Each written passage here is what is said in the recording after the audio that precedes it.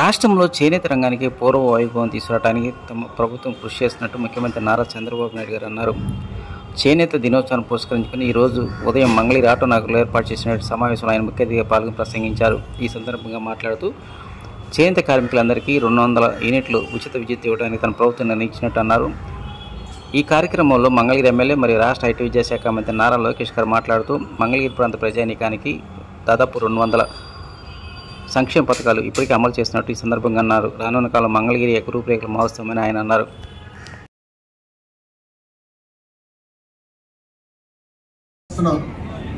అందరూ చేనేతల్ని కార్మికులు అంటారు, కానీ చేనేత సోదరులు పడుతున్న కష్టాలు నేరుగా నేను చూశాను.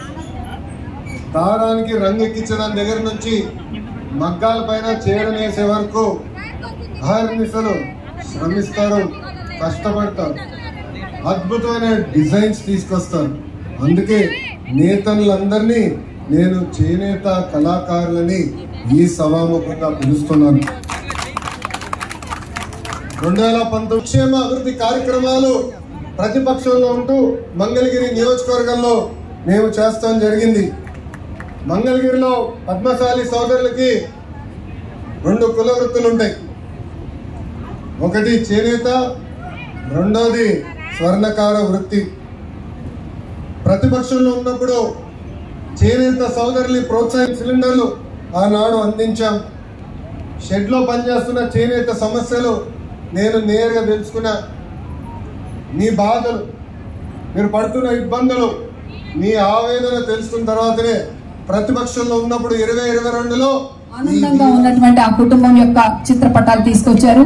మరి వారికి ఉన్నటువంటి పూర్వ అనుభవాలను ఆ చిత్రపటాల రూపంలో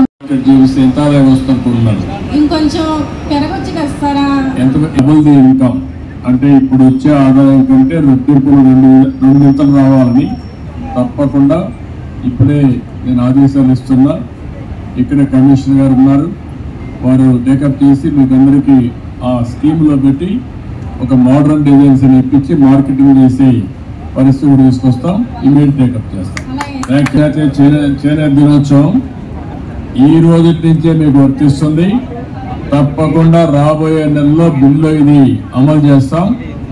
అందరికీ 200 యూనిట్లు చేనేత కార్మికులకి హ్యాండ్లూమ్ అయితే, అదే కానీ పవర్లూమ్ ఇంట్లో ఉంటే 500 యూనిట్లు ఉచితంగా ఇచ్చే బాధ్యత ఇమ్మీడియట్ గా మనం ఎన్యూమరేట్ చేసుకొని నెక్స్ట్ మంత్ నుంచి ఇప్పించే బాధ్యత తీసుకుంటాం. తప్పకుండా మీకు ఇస్తామని మీ అందరికీ విజ్ఞప్తి చేస్తున్నాం.